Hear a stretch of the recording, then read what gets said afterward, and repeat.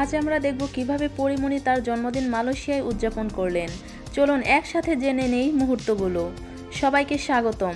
পরিমণি বাংলাদেশের জনপ্রিয় অভিনেত্রী। এবছর 24শে অক্টোবর জন্মদিন পালন করেছে মালয়েশিয়ায়। এটি কোনো বড় পার্টি নয়, বরং একটি ছোট্ট ও শান্ত পরিবেশে উদযাপন। তিনি সোশ্যাল মিডিয়ায় জানিয়েছেন, কিছু সময় নিজের জন্য আলাদা করা এবং জীবনের এই মুহূর্তগুলো উপভোগ করা খুব প্রয়োজন। পরিমণি এবারের জন্মদিনে ঢাকার হট্টগোল থেকে দূরে ছিলেন। মালয়েশিয়ায় একটি সুন্দর জায়গায় কয়েকজন ঘনিষ্ঠ বন্ধু ও পরিবারের সঙ্গে কাটিয়েছেন। খাবার, ছোট ছোট কেক এবং একদম সাধারণ পরিবেশে জন্মদিন উদযাপন করেছেন।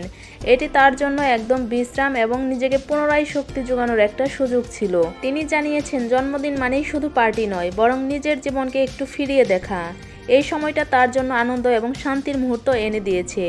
দর্শকদের সঙ্গে এই ছোট্ট খবর শেয়ার করলেন যে জীবনকে আমরা সবসময় ব্যস্ততায় কাটাই, মাঝে মাঝে থেমে জীবনকে উপভোগ করাটা জরুরি। মালয়েশিয়ায় পৌঁছানোর পর পরিমণি ঘনিষ্ঠ বন্ধু ও পরিবারের সঙ্গে সময় কাটিয়েছেন।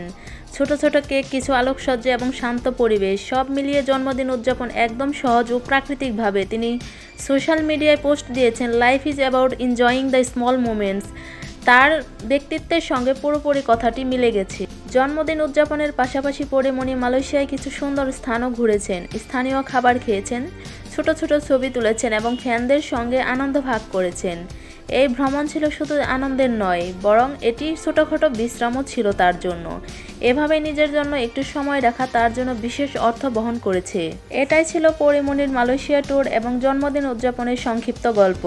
আপনাদের যদি ভিডিওটি ভালো লাগে, like, comment, share and subscribe করতে ভুলবেন না।